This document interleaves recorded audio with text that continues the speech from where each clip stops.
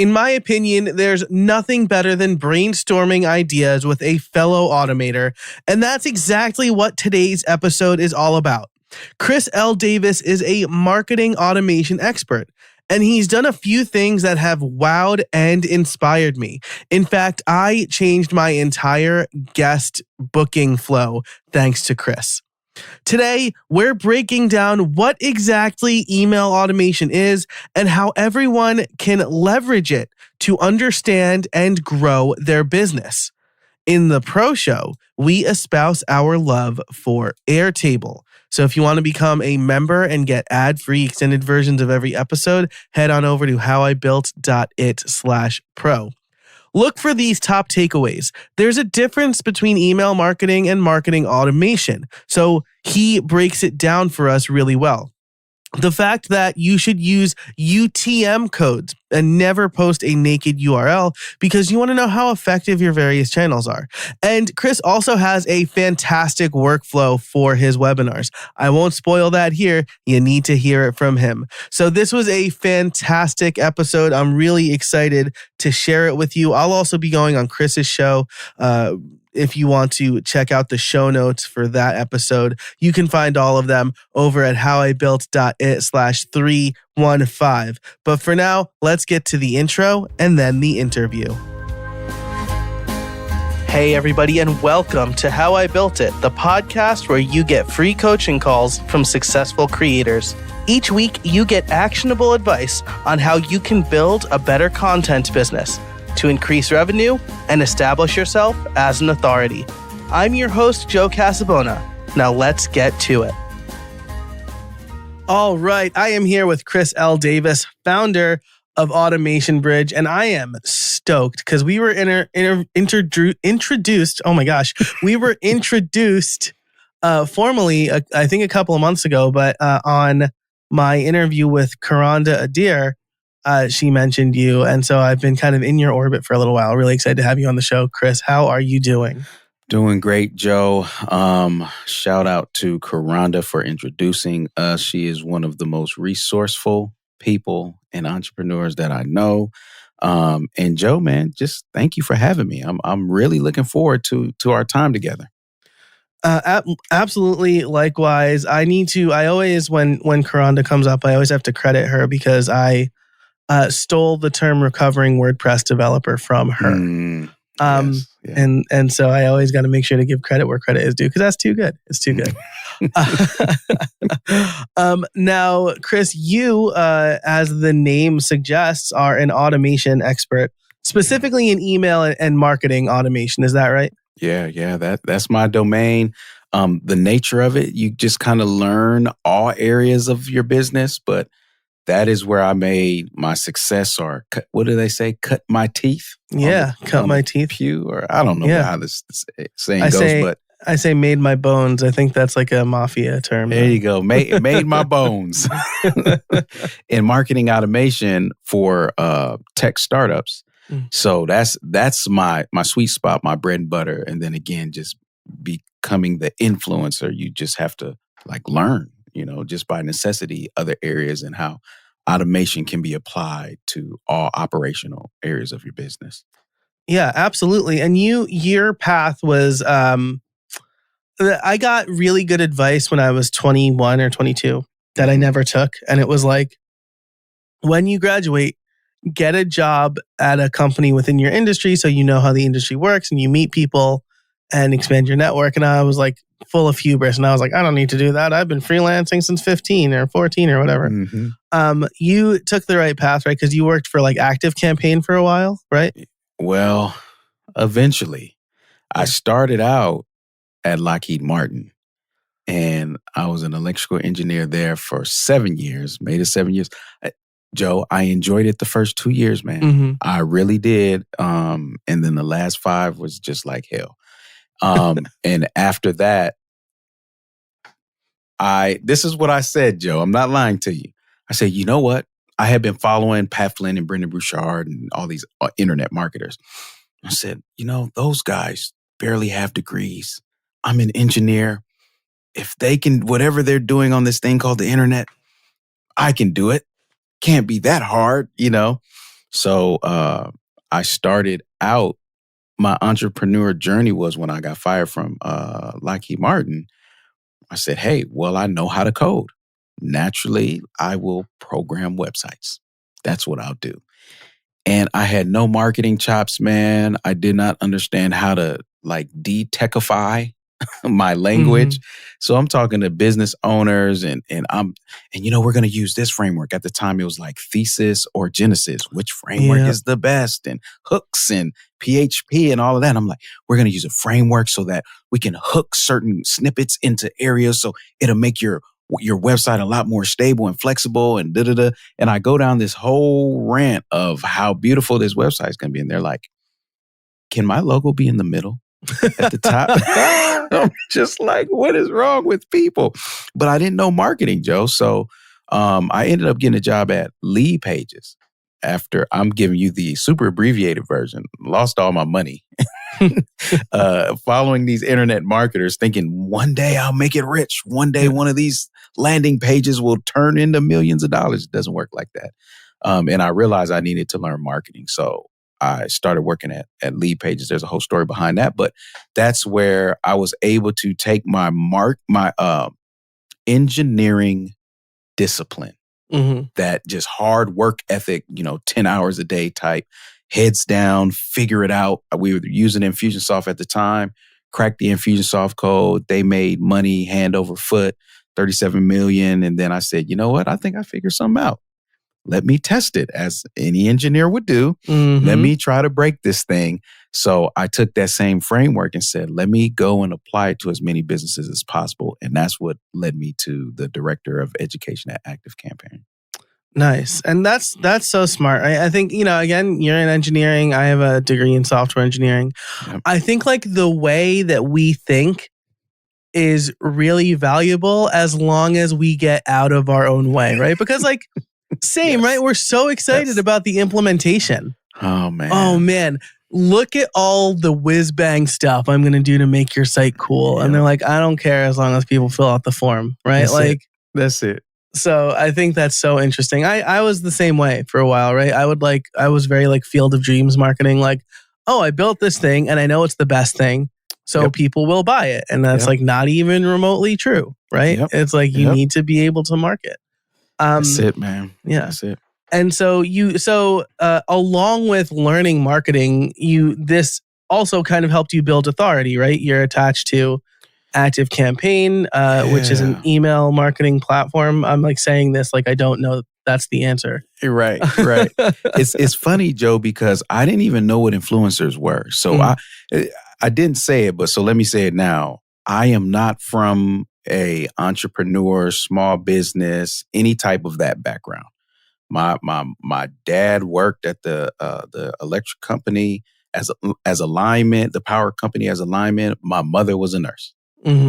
Humble beginnings, man. Look, an exciting day was we get to go to McDonald's, or after church we don't have to go home to eat. We can stop by KFC's. These were the things that were really exciting to me. So when I got into this space of entrepreneurship by way of internet marketing, I didn't know what to expect. I didn't know who was real, who was fake. I was just trying to figure out, at that time, Blogspot. Their blog was on Blogspot. And I'm just trying to figure out, how did they get that email form on the side of their website? Yeah. I'm a baby, man. So I witnessed thought leaders and authority, but I never thought of myself as one. And it wasn't until, I'm at before ActiveCampaign, I was working at Lead Pages and I was starting to do some of the webinars and be a little more front facing, which was terrifying, by the way, Joe. Absolutely terrifying. There's an entire story behind that. But they threw me on a webinar and I'm talking, I'm going to share a little bit of it. Put me on my first webinar and I'm talking, knees knocking, I'm scared. Bob, the teacher, he was on there. This is nothing to Bob. He's like, yeah, so-and-so. He's calling out people's names and he's so conversational. I'm like, oh, what do I do? What do I say? And afterwards, this lady was like, I could listen to him read the phone book. And I was like, I was that boring? Oh my gosh. Oh, I just wanted to go crawl under a rock. And Bob was like, no, Chris, it's the other way. That means she liked your voice. It was soothing. I was like, I have a soothing voice? Like, these are things nobody ever told me. Of course, I've never talked, in this capacity. So at Lead Pages, what happened was I started my blog. And I would blog about tech. Now, at that time, automation, still there's not a lot of marketing automation blogs, even to this day, that are not owned by software companies. So I'm one of the longest standing individual, independent owned blogs. But I would do that. And at that time, since nobody was doing it, I would get on the radar of these companies. So ActiveCampaign was one of them. And they would have me featured on their blog, and they would ask me questions. Hey, if there's one feature we should add, what would it be? And before you know it, now I'm still working at Lead Pages. Before you know it, they've got my picture on their sales page, on their pricing page. And people are like, if Chris said it, I'm going to do it. And I'm like, people are listening to me? Like, what is happening in the world right now? So that was kind of like my gateway into it. And then by the time I got to ActiveCampaign, one of the first things the CEO told me, said, hey, when we put you on the pricing page, our conversion rate shot up. I was like, really? My face is that important, So that's when it started to click. Like, I think I may, carry some weight, in this space. So now I embrace it, man. And I'm just trying to make sure that I'm good steward of it, steer people in the right direction. And the biggest thing is helping them understand that not the easy way. We're not looking for anything to be easy, but the most straightforward approach to get the result, Yeah, I like that. Because I think it's something that people who are in our position, right, who are selling information products, we really want to tell people it's going to be easy. Or like similar people, right? Like, oh, it's so easy, right? Oh, you can make $1 million in 12 months. Just do these things. Like, well, no, it's not that easy, right? And so I will never tell you it's easy to launch and monetize a podcast. It's not. Yeah. And I don't want to undercut my hard work either, right? Like, that's like, oh yeah, I just did whatever, right? There's no magic bullet, and but we are here to make, like, I love what you said, right? It's not easy, but we'll make it straightforward. You'll make it straightforward. I like that a lot. Yes. And so you leave. I didn't mean for this to be like an origin story, but I feel like it really like lends itself just well naturally, right? Yeah. You leave ActiveCampaign. Is this when you start Automation Bridge? Yeah, so I always know how long I've been running Automation Bridge by my youngest son's age, and he's 11. So the best thing that I did, what I learned when I lost my job at Lockheed Martin is I'll never have a single source of income ever again. Yeah. So I started Automation Bridge. It started off as chrisldavis.com, but, merged over when I figured out what I was doing. And I've been running it ever since. So I ran it on the side at Lead Pages. And that time, tech startups were still kind of trying to figure out, do we want our employees having their own business or not? So it was real touchy. So there was more like underground marketing there. But I had launched my mentorship program before I started at ActiveCampaign, and it was a high ticket program, so I got a nice little signing bonus from myself, before I signed on, and I just kept Automation Bridge up the entire time. It's been my baby. I don't let it go, man. And it's been 11 years strong. Nice. Yeah. So to answer your question, when ActiveCampaign gave me the boot, I just jumped in full time, because I've been laying bricks for like 6 years. Yeah, awesome. That's amazing. That's funny, right?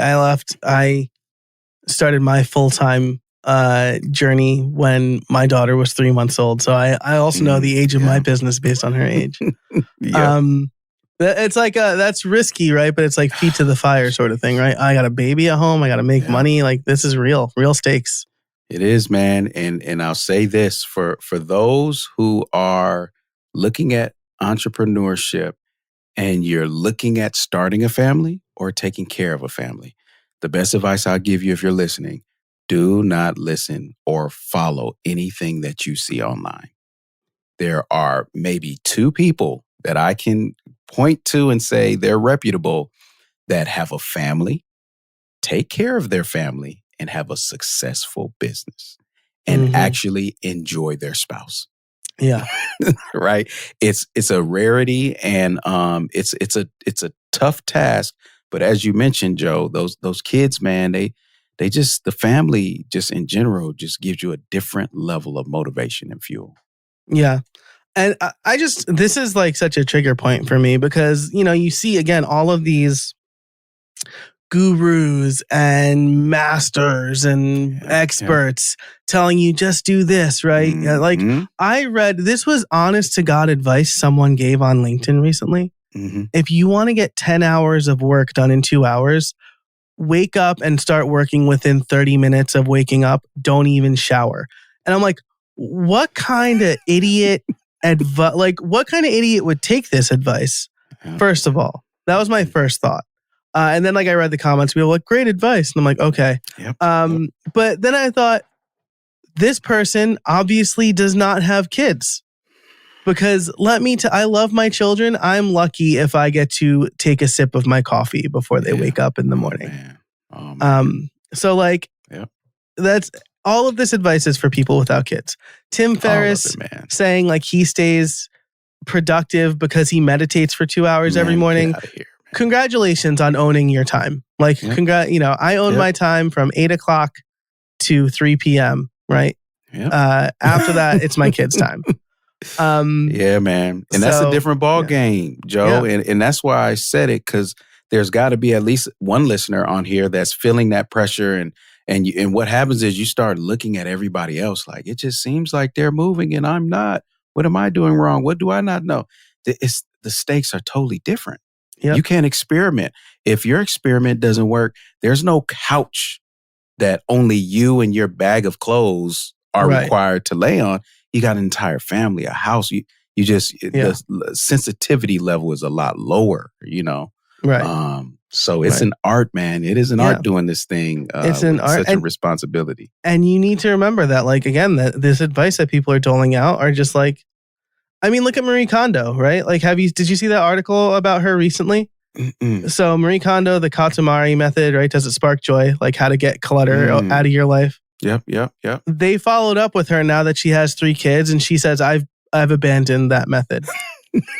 Because of course you have. Of course you have. Yep. You have 3 small children. Your life is all clutter, and that's fine. The game, man. Right? I look at our playroom and I think for a half second, I really wish this was clean. But then I think, you know what? My kids had a blast in here today. So that's fine. Yeah.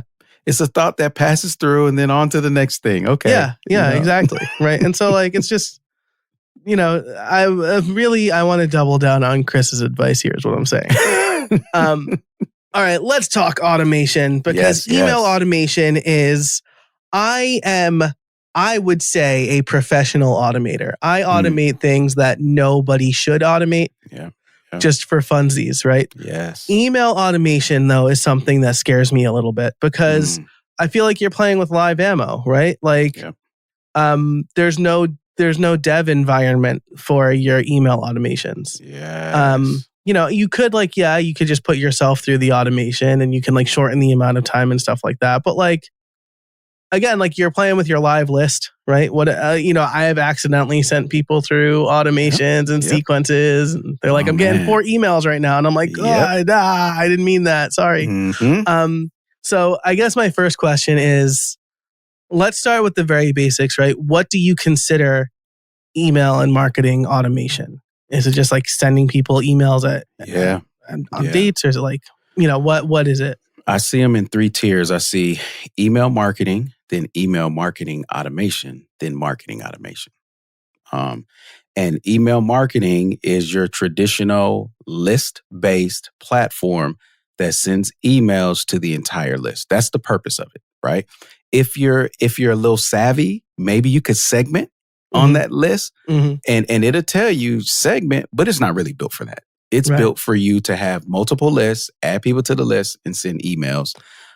Platforms like MailChimp, Constant Contact.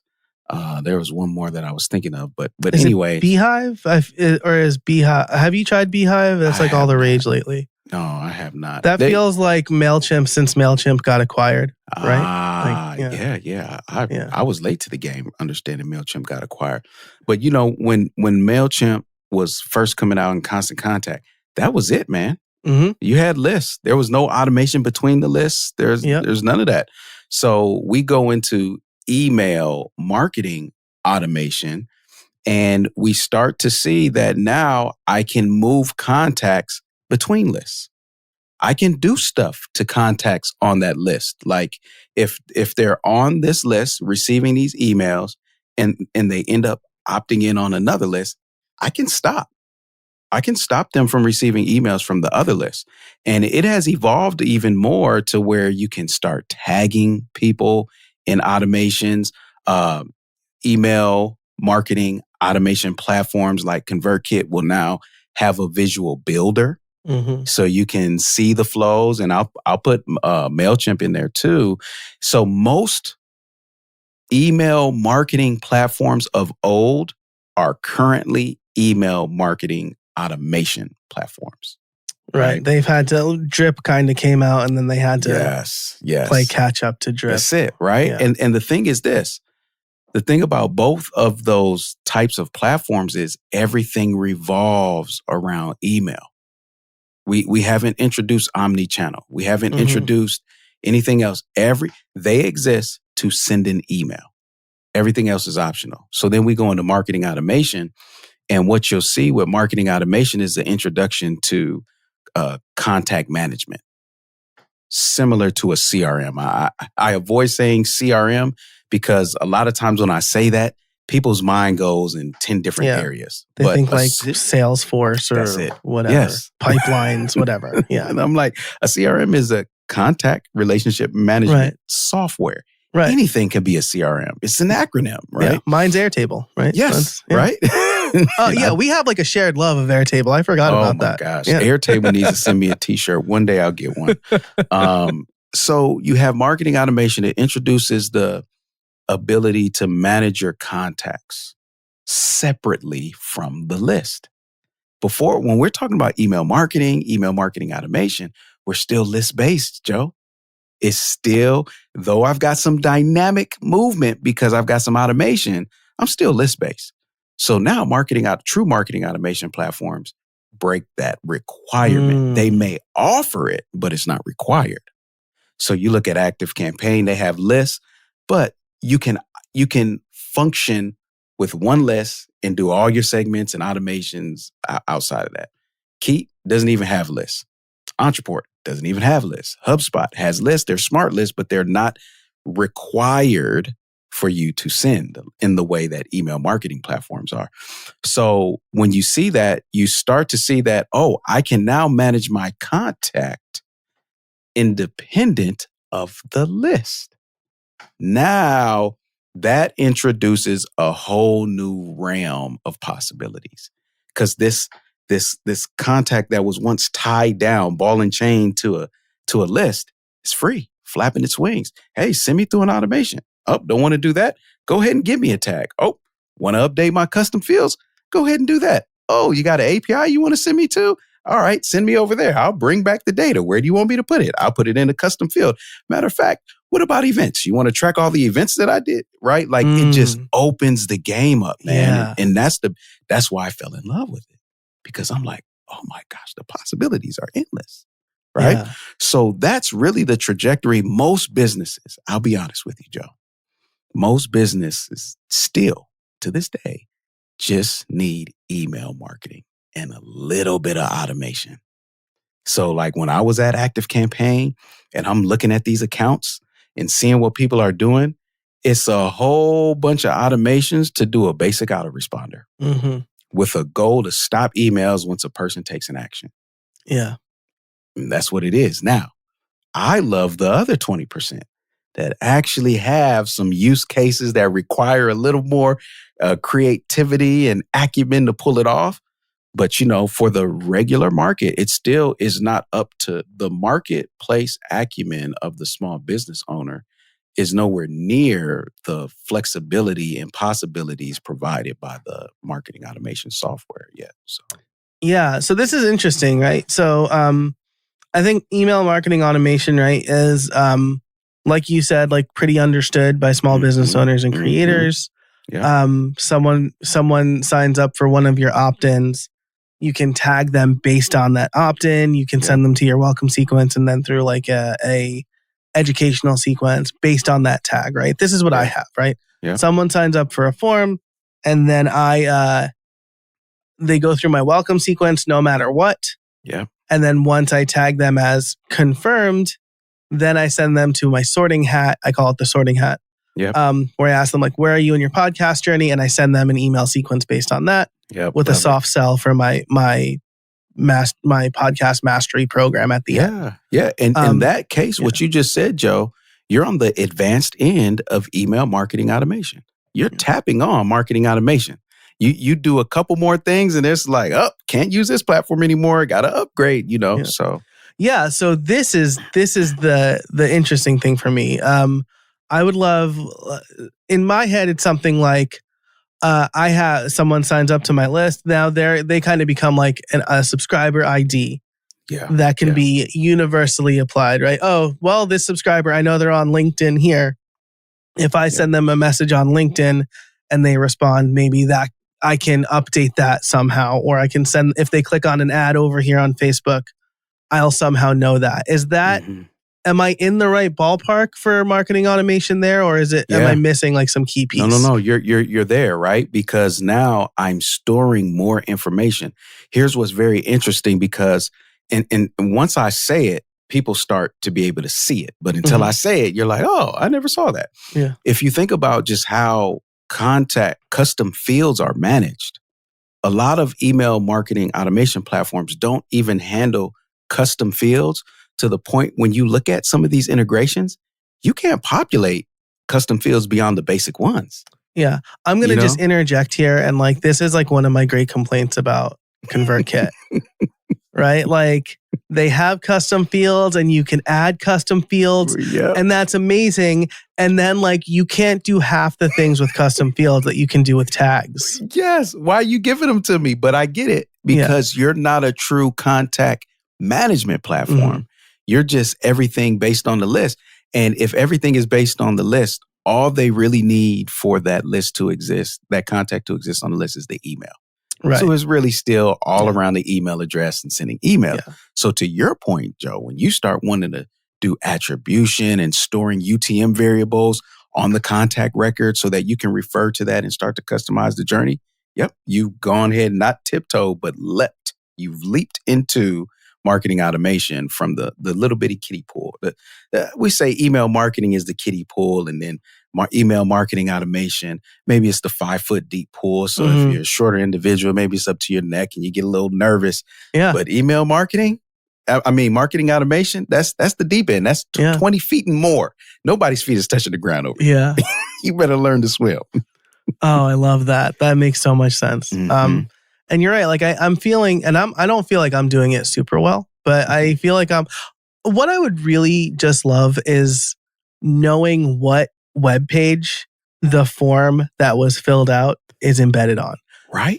That's right. And like, ConvertKit, this information.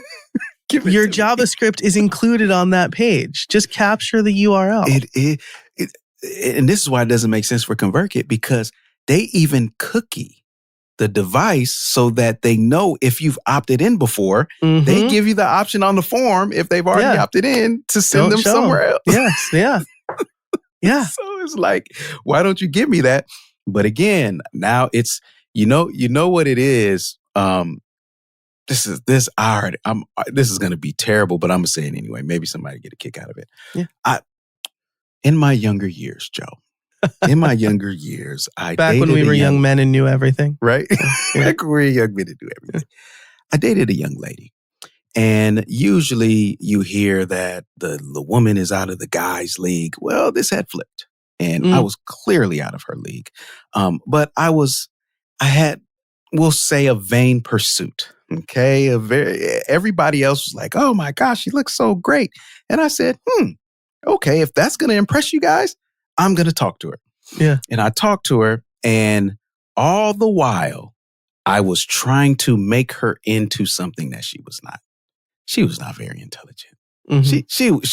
She was just not that type of person. Right. So I tried, Joe, and I tried to do it in a nice way. And I tried to like teach and say, hey, say this when I do that, or when I go here, it just doesn't work, man. Yeah. And that's what happens with these platforms. You try to make them. I was trying to make her into somebody that she just wasn't. Right. And at the end of the day, she walks away hurt. I walk away hurt. It's a lose-lose. And that's what happens with these platforms too. We try to make them, it's like you see it though, right? You're like, you know what? If you could just do this, if you could just, and they can't.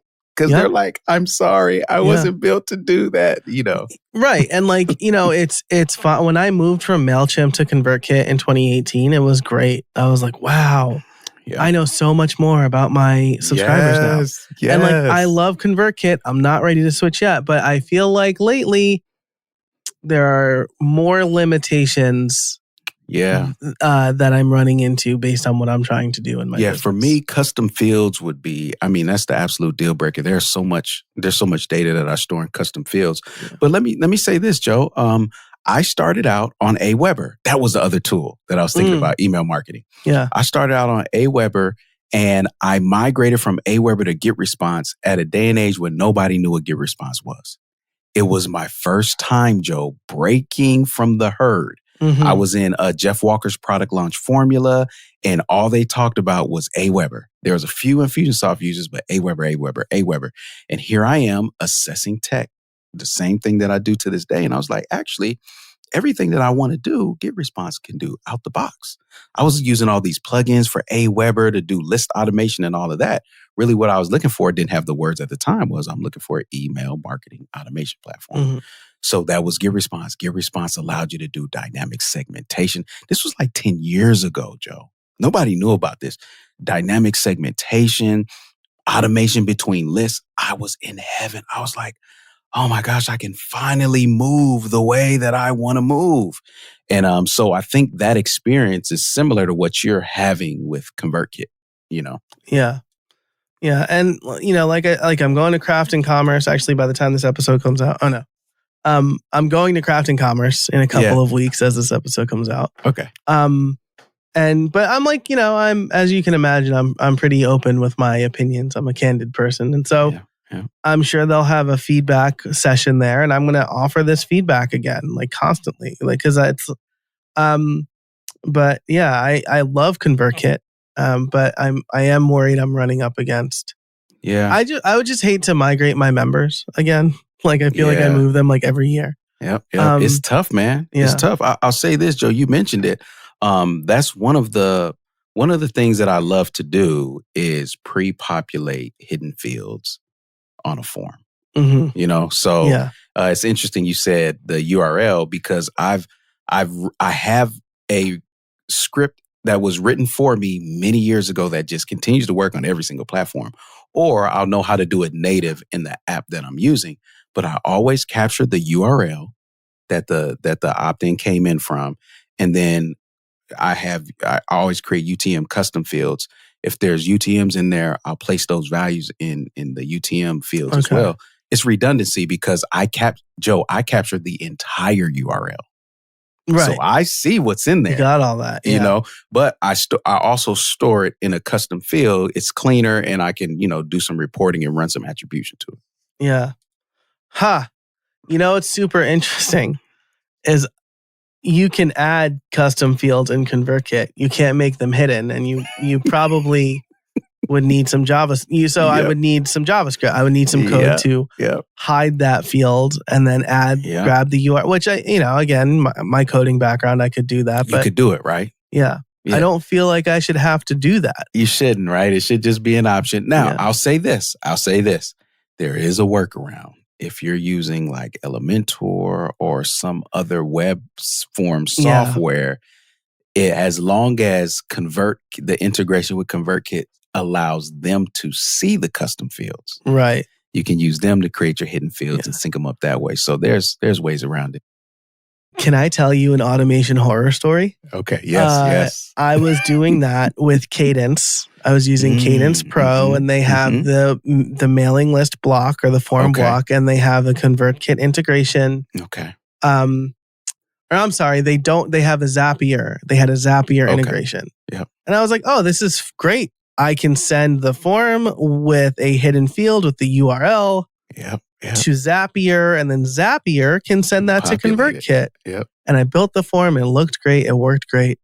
And then I forgot to turn the Zap on for like a month. And I was just like, I wasn't getting that many signups daily anyway. So a few days go by and no one signs up. And I'm like, man, nobody wants my opt-ins. And then like 2 weeks go by and I'm like, man, nobody wants my opt-ins. Then like Thanksgiving happens. And then like at the beginning of December, I'm like, no one has signed up for my list in a month. That's kind of weird. Yeah. And then I saw that. And of course, like I didn't use like Gravity Forms or Ninja Forms, which would store the entries in WordPress. That's right. Yeah. So you could at least just do the manual. Yeah. It was lost in the ether forever. Oh, man. So that is a horror story. Anytime you lose data, I lose sleep. I would lose sleep. Just like, man. Yep. And so then I was like, you know what? I'll always use the native ConvertKit forms because those will be the ones that work the most reliably. Yep. Yeah. I don't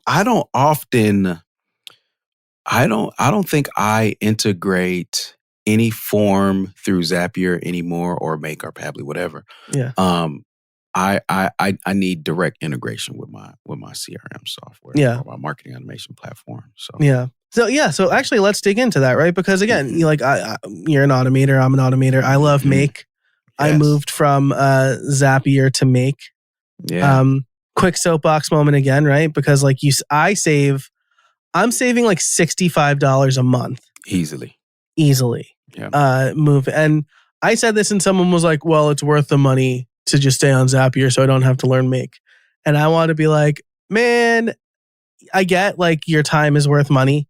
Yeah. But no one became insanely wealthy by just wasting money. Like no one is wealthy by wasting money. And I feel like if you can do everything you need to do in Make, which I could, I was just wasting money with Zapier.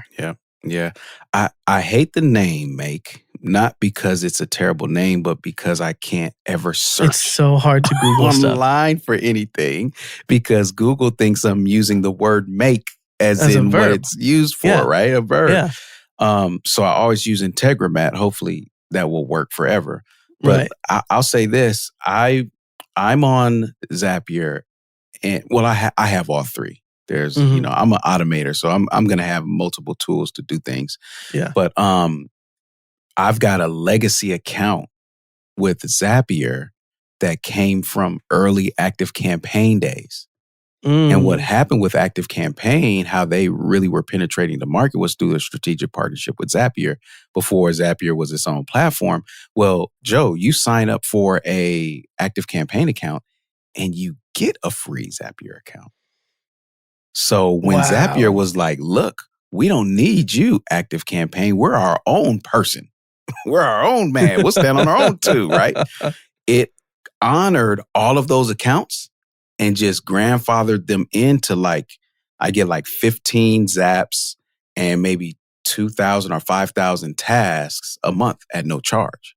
Oh, wow. So when I tell you Zap management is real, I'm always looking like, do I really need this Zap? And now that you have Make and Pabbly, I'm like, okay, if I can do it in those platforms, I'll do it in those platforms. Right. Because I only use Zapier now for tools that don't integrate with Make. Yeah. You know what I'm saying? And that's still, I was looking at webinar software recently and I was like, it has to integrate.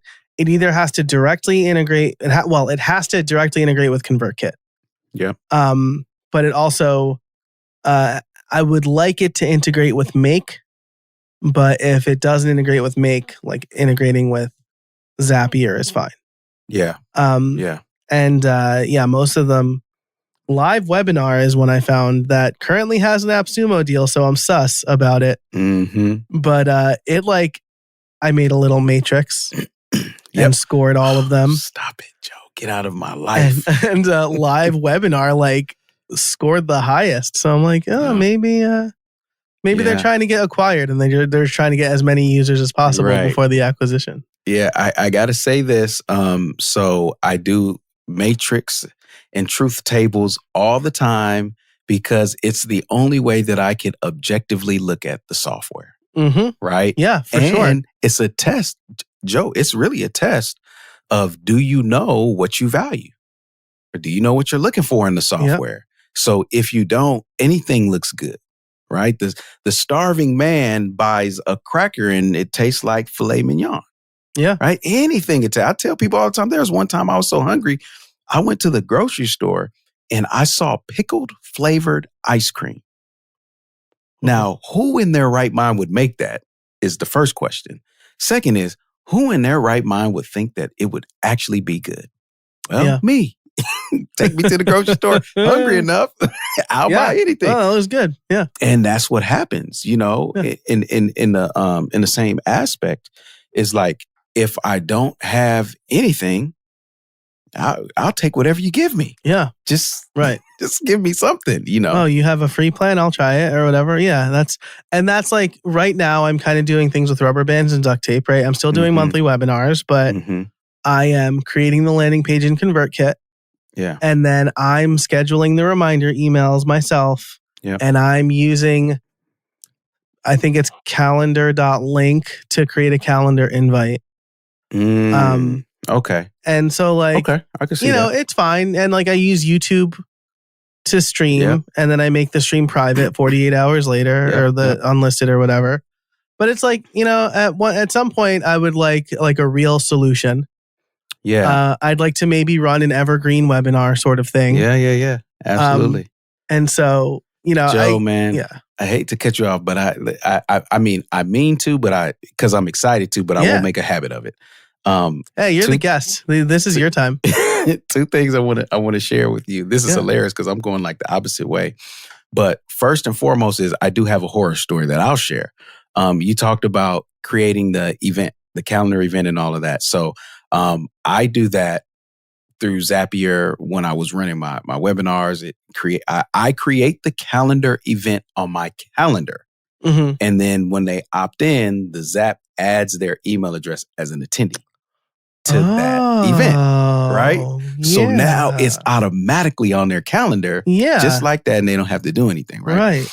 Well, that works great. And many people don't know you can do it. Probably somebody listening right now got a light bulb. I just got a light bulb. let me help you not do this. There is a setting in Google that says, show all attendees the attendee list. Oh. I forgot to uncheck that, right? So no harm, no foul. My webinar is filling up and I get this email and they were like, I'm pretty sure you don't want everybody seeing who's registered for this webinar. I'm like, what are they talking about? And I was like, oh, no, don't worry. They can't see it. Just goes into my software. And they sent me the screenshot and they literally saw everybody's email address. And I'm like, oh my gosh, what went wrong? It was that setting. So if you do that, make sure you click that setting so that everybody else cannot see the email. So that was my horror story. I felt terrible. Not only does it show people who you don't know how many people are registering. Thankfully, I had quite a few people registering, but also people are so slimy. Yeah. They could have easily swiped those emails and started, and maybe they did. I don't know. Hopefully they didn't.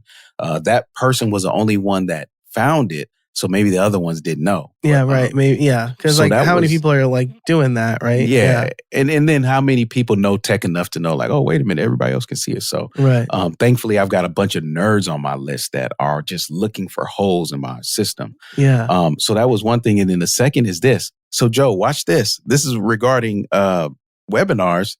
I'm literally going in the opposite direction because I have used bona fide webinar platforms. I've got an evergreen webinar running as we speak, which has been great, by the way.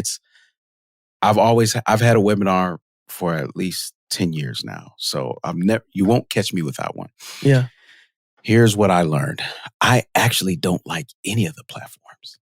I don't like, I've used them all from GoToWebinar to Webinar Jam, Easy Webinar, Demio, what is it, Ninja something? Yeah, Ninja? Webinar Ninja. All of them, man. Yeah.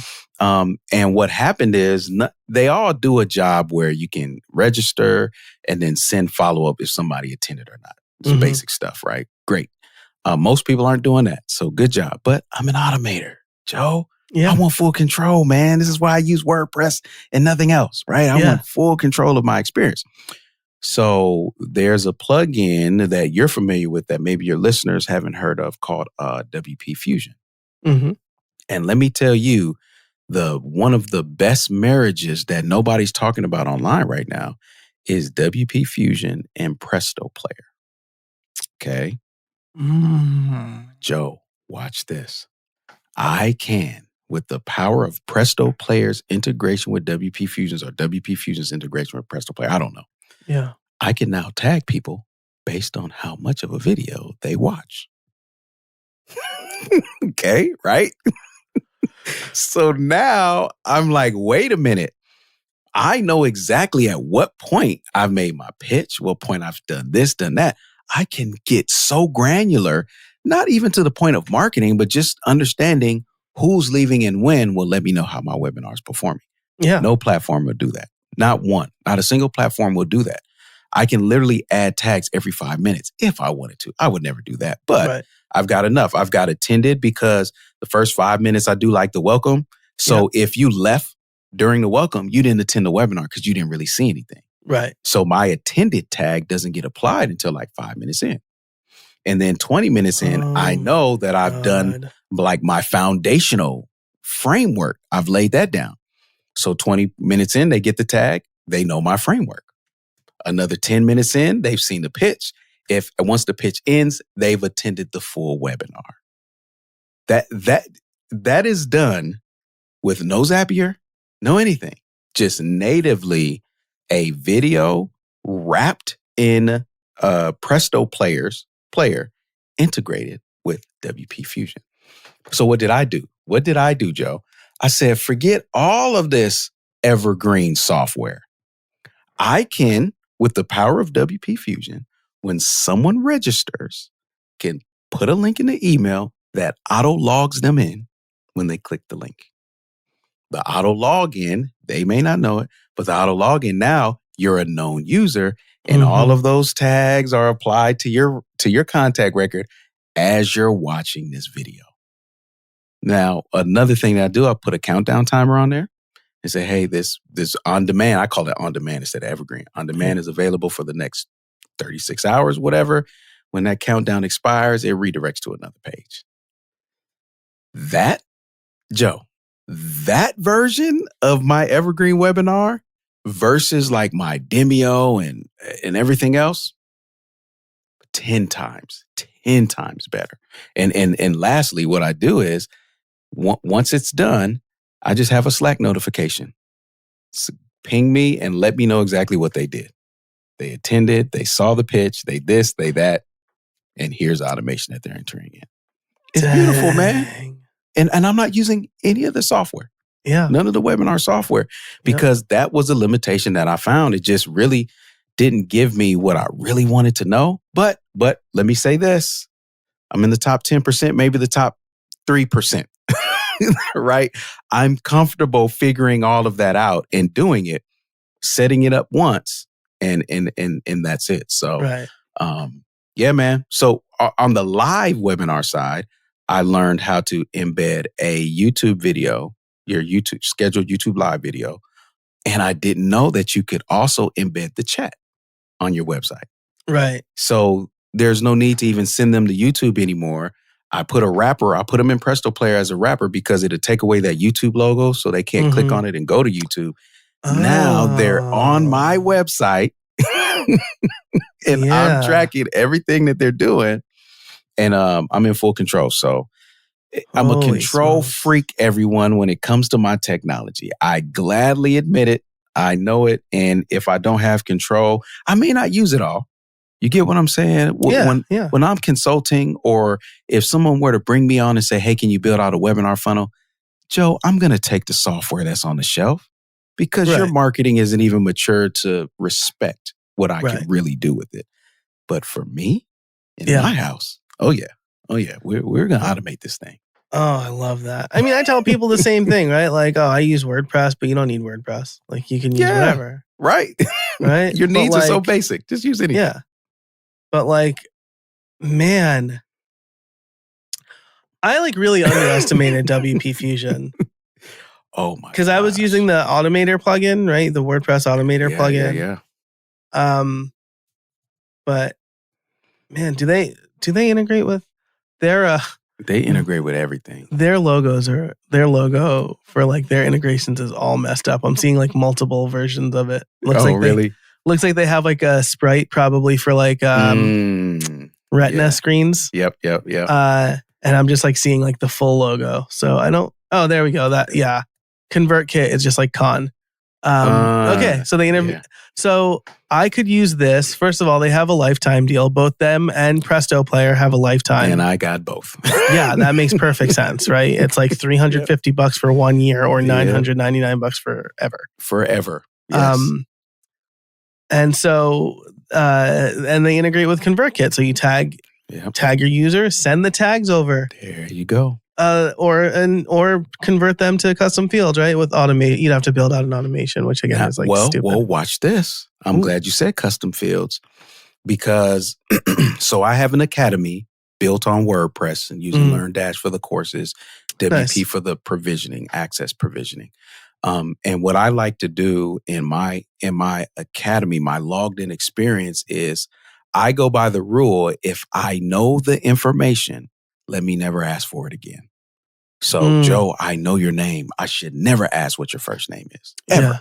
And I use that model. That's one of the ways that I operate. It's called progressive profiling in sales and technology. That's the official term. Right. But I'm always doing that. So what I found is that using platforms like Gravity Forms and all that, it's a little technical, but storing that metadata, storing the Gravity Forms into the database under the meta, I can refer to that data. So if they filled out a form with answers, my shirt is medium and this is my address, and I know how to use the meta key stored in the database and then use Gravity Forms as the default value is the meta value.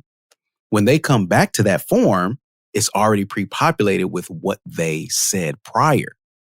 This is amazing for worksheets. If anybody has worksheets with their course, I build all my worksheets in Gravity Forms, and whatever they do, it always saves for them, right? But that's not even the kicker. That may wet your whistle a little bit. With WP Fusion, what happens is, Joe, you can connect custom fields in your CRM to metadata in WordPress. So whenever that form gets filled out, you can literally check a box and say, whenever there's a value in here, send it over to ConvertKit. So I'm assuming ConvertKit. I know I can send it over to ActiveCampaign. Yeah. So now, Joe, do you understand how dangerous I can get with my marketing? You're logged in. You're filling out worksheets. You're providing all type of information. I don't need all of it in my CRM. Right. But when I get to the point where you've given me some really juicy stuff and I've already pre-planned, the box is checked, that data goes over, pushes out to my CRM, and now I have it in my CRM to take action on. Yeah. This is why I have to use custom fields. Right. Because it's just such juicy data that I can get from a logged in experience. Oh, that's amazing. We've been talking for so long. We just got like super heady. I love it. Let's bring it back and close here. If someone wants to start, right? They're like, I'm not even capturing any data. Like, what do I do? What do you recommend for like steps 0, 1, and 2? I feel like Google got this right. They just got their analytics platform wrong. You know, Google Analytics is super complicated for no reason. There's a bunch of people that love other analytics. But the thing that they got right about analytics is UTMs. I highly recommend highly recommend that everybody start using UTM values. The first place is in your email marketing software. There's usually a checkbox that you can that says use URL parameters or Google Analytics. You just check it, and it will put all of that information in there. That's your first lesson. Like that's your first kind of like rep to start to build this muscle. Next, and actually in my membership community, I just gave away this Airtable database as every month I give away an automation. But this Airtable database will create your UTMs for you. So you put your base URL in there and say, okay, the source is YouTube, or the medium is YouTube, the source is whatever, and then it will create that final link for you. Okay. So when you're on social media, there's no reason why you should be putting a naked URL that drives directly to your website on social media, because you want to be able to at least look in Google Analytics, go under, I don't know what it is now, but look at the UTMs and see, oh, look at how much traffic I'm getting from LinkedIn.